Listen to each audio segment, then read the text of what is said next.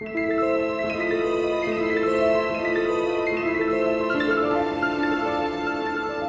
there, friends. Jason here with a video I didn't think I was going to make, but I decided to make it anyway. It's a follow-up to a review I did a few weeks ago about Goosebumps, specifically the first 5 episodes where I did a non-spoiler review. This time I'm going to talk about the latter 5 episodes in spoiler fashion, so I will be talking about the series in its entirety. So if you haven't seen Goosebumps yet, and you don't want it spoiled for you, stop the video, head over to Disney Plus or Hulu and check it out, then come on back and we could talk about it. But now that we're past the spoiler warning, let's dive in, shall we? So in my last review, I had a lot of good things to say about Goosebumps. And I will say, in the lead up to the finale, I enjoyed those episodes quite a bit with the introduction of Slappy and the whole Harold Biddle plot and the back and forth between the teenage characters and the truth behind what the adults had done and just the whole resolution of that Harold Biddle story in episode 8, which was interesting to me because the fact that it happens in episode 8 just was really curious to me. And I mean, you knew something else was going to happen, but what wound up happening in episodes 9 and 10 just to me really felt forced. It didn't really work to me. I feel like, even though Justin Long's character Nathan was kind of a coward as he was introduced in earlier episodes, and he was kind of a weird dude, the fact that you're going to make him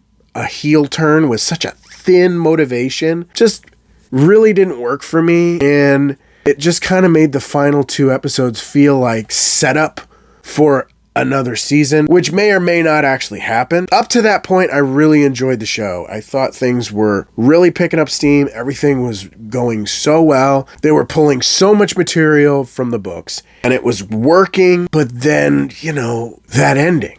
Isaiah dies, and then Margot uses the book to bring him back. And we don't even really get to see how that plays out because it's a bait and switch for a season 2. And then, of course, Nathan is being now haunted by the ghost of Candu. And that just, I don't know. That just really doesn't sit well with me. I really enjoyed the series up to those last 2 episodes. And then you get a late game origin story that you really should have gotten earlier, or at the very least, kind of sprinkled it throughout the series. It would have made more sense with all this stuff if things were kind of just like breadcrumbed throughout the series in the lead up to these final 2 episodes, because then that would have just made those final 2 episodes make a lot more sense.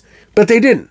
They didn't really make sense because each episode, while they're interconnected, kind of feels a bit self-contained. And that was great in the beginning. In the first 5 episodes, it worked so well because it also, each one centered around a different teen, and that really worked. But then episode 6 brings them all together, and then each story kind of follows all of them. And suddenly, those individualized stories within an interconnected story kind of falls apart. They should have really just ended it with episode 8, or just kind of combined the ideas from the Harold Biddle thing and the Slappy thing, and everything came to a head in that final episode.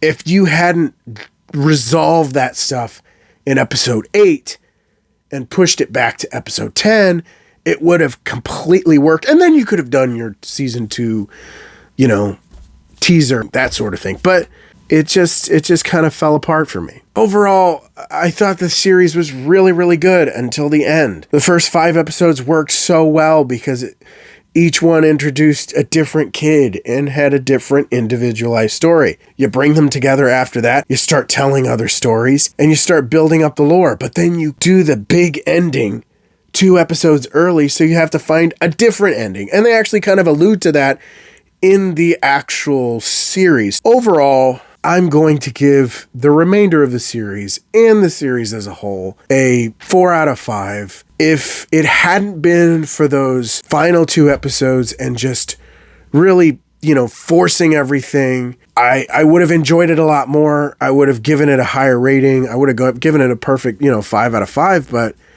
it it just, those last 2 episodes really kind of killed it for me. But that's just my opinion. Let me know what you thought of Goosebumps down in the comments. What did you like? What didn't you like? Do you agree with me on those last 2 episodes just not working? I want to hear from you. If you enjoyed the video, don't forget to hit that like button. You want to see more videos, don't forget to subscribe and click that notification bell so you can get updates on all my future videos. You can also follow my social media pages.